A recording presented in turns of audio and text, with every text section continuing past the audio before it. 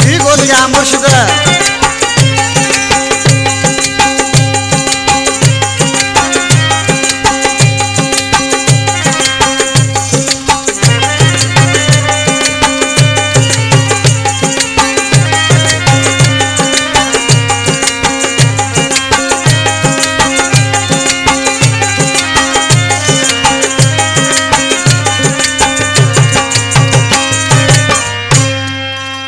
सदको थिया सुने ता मुसा करे न थो हिसाब।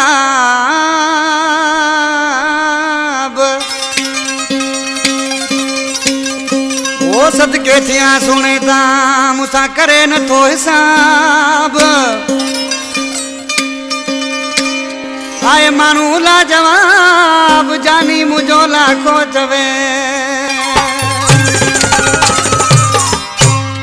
जानी लाखों ने दोड़ो बुदा से दोस्तन के आई आजकल लाखे फरमाश मुलाकात का फरमाश मोहम्मद इब्राहिम लाखो मुनवर समो कोटरी का गुलाम लिखो से फरमाश उसानत पकादी जी मिर्जा तो जी चाहे जो किथे किथे वफादार मानू बुंदा है आज किसी ने पने मैं उसी तारीफ करे पे पने दोस्तन सां पर छा हो चे ओ यार मूसा सचोवा नियत जो भी अछोवा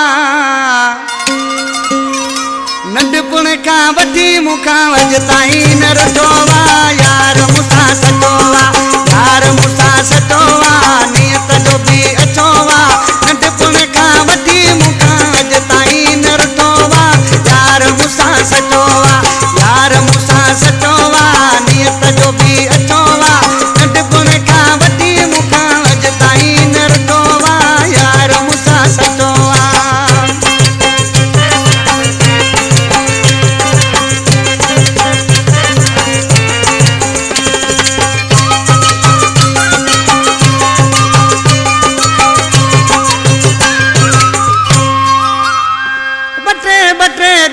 मूसा मिलन को नहीं दोवा वरी पाण हलियो ही दोवा।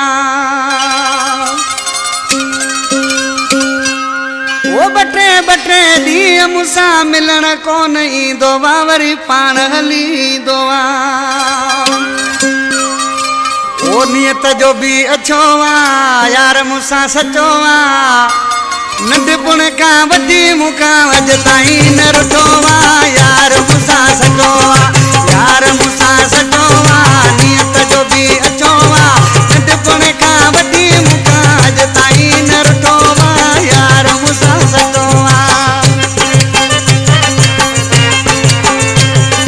ठीक हो गया मुर्शिद वासा ने पुकारी जानी का बराबर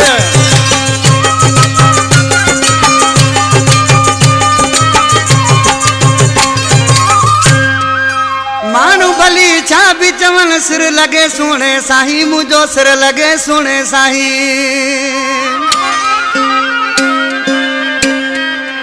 ओ मानू भली छा भी चवन सिर लगे सुने साही मुझो सिर लगे सुने साही।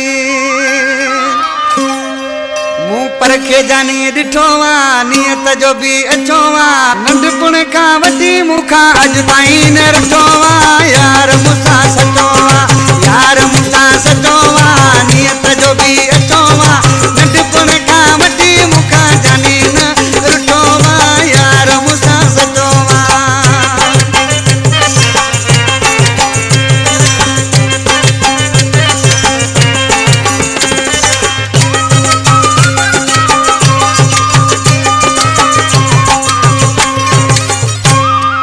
सिंगार करे यार रियाज यार ले कमाया थो चढ़िया यार ले कमाया थो। सिंगार करे यार रियाज यार ले कमाया थो चढ़िया यार ले कमाया थो। साखा वधू मिठोवा नियत जो भी अचोवा नंढपुण का वठी मुखा अज ताईं न रटोवा यार मूसा सचोवा यार मूसा सचोवा